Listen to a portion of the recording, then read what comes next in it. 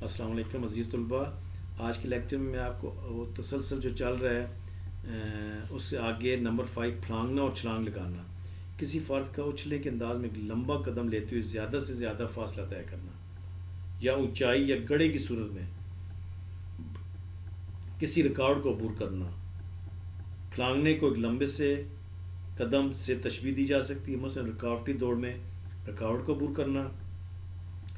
انسان خوشی کے اظہار کے لیے بعض کا چھلانگیں لگاتا ہے. چھلانگ لگانے کے لیے جمود اور ثقلی قوت کے خلاف کام کرنا پڑتا ہے. چھلانگ کے دوران جسم اچھال کی قوت سے کچھ دیر فضا میں معلق ہو کر زمین پر آ جاتا ہے. پھلانگنے اور چھلانگ لگانے میں بنیادی فرق یہ ہے کہ پھلانگنے کا عمل تو ایک لمبے سے قدم کی مانند ہے، جبکہ اچھلنے کے لیے ایک بار دونوں پاؤں کو استعمال کیا جاتا ہے. چھلانگ 4 مختلف مراحل پر محیط ہے. کون سی؟ پنجوں پر دوڑنا، اچھال کا مرحلہ، فضا میں اڑان، زمین پر گرنا. 4 مراحل ہیں. ہاف سٹیپ اینڈ جمپ یعنی کہ ٹرپل جمپ اور چھلانگ لگانے کے عمل ساتھ ساتھ وقوع پذیر ہوتے ہیں. اب پھلانگنے اور اچھلنے کے مختلف انداز ہیں. پانی کے نالے کو پھلانگ کر عبور کرنا، رکاوٹی دوڑ میں ریکارڈ کو عبور کرنا، اچھل کر اونچائی پر لگی ہوئی بار کو پکڑ کر لٹکنا، لمبی سے لمبی چھلانگ لگا کر لینڈنگ ایریا میں زیادہ سے زیادہ دور گرنا یعنی کہ لانگ جمپ وغیرہ. ٹھیک ہے جی. نیکسٹ ہے نمبر 6 لڑکھنا اور پلٹی کھانا. لڑکھنے اور پلٹی کھانے کے دوران انسانی جسم کا رابطہ زمین سے ٹوٹنے نہیں پاتا. رول کے دوران انسانی جسم دائرے کی شکل میں آگے پیچھے دائیں بائیں اپنی حرکت مکمل کرتا ہے. پلٹی یا رول کی بڑی مثال بال کا زمین کے ساتھ مسلسل رابطہ ہے. لڑکنے کی مشق رول کے لیے بنیادی کردار ادا کرتی ہے. رول سکھانے سے قبل کچھ دیر لڑکنے کی پریکٹس کروائی جائے تو رول بآسانی جلد اور بہتر طور پر سنجام دیا جا سکتا ہے. اب لڑکنے اور پلٹی کھانے کے مختلف انداز کیا ہیں جی؟ گھٹنوں کو بازوؤں سے چھاتی کے ساتھ کھینچتی ہوئی ریڑھ کی ہڈی کو آگے پیچھے لڑکانا، سیدھی پلٹی یا فرنٹ رول کرنا، بیکورڈ رول یا الٹی کلا بازی، بھاگتی ہوئی زمین کو ہاتھ لگائے بغیر فضا میں پلٹی کھانا. نمبر 7 ہے چلنا اور دوڑنا، واکنگ اینڈ رننگ.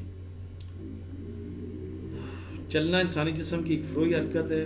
کھڑے ہونے کی حالت میں چلنے کا عمل شروع ہوتا ہے. چلنے کے عمل کے دوران دونوں پاؤں میں سے کسی ایک کا رابطہ زمین کے ساتھ برقرار رہتا ہے.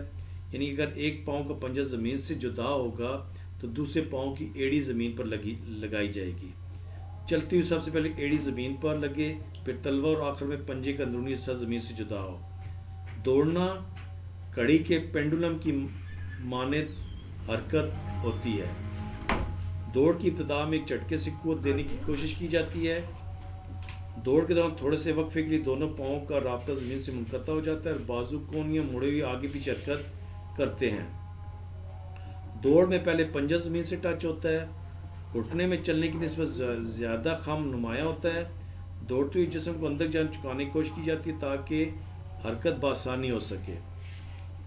اب چلنے اور دوڑنے کے مختلف انداز. پورے پاؤں پر وزن قائم رکھتے ہوئے چلنا، یہ چلنے کا بہترین انداز ہے. صرف پنجوں کے بل چلنا یا ایڑیوں کے بل چلنا. پاؤں کی بیر والی اطراف پر چلنا اور پاؤں کی اندرونی اطراف پر چلنا. سیدھے دوڑنا، دائیں بائیں اور آگے پیچھے دوڑنا، فضا میں کک کرتے ہوئے دوڑنا. یہ آپ کے آج کا میں نے آپ کو یہ آپ کا چیپٹر مکمل ہو گیا، چیپٹر نمبر 3.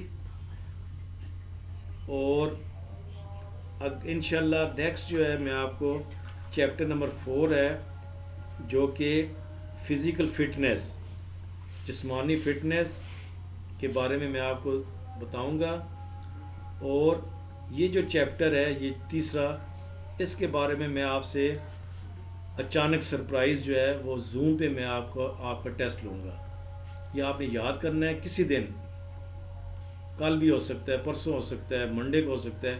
میں نے آپ سے ٹیسٹ لینا ہے اور آپ کی ایویلویشن میں نے آپ کے مارکس لگا کے وہ ہائر اتھارٹیز کو بھیجنے ہیں. اور دوسرا بچے ایک اور بات کہ یہ جو آپ کا جو واٹس ایپ گروپ ہے اس پہ آپ نے اپنے پرسنل باتیں نہیں کرنی.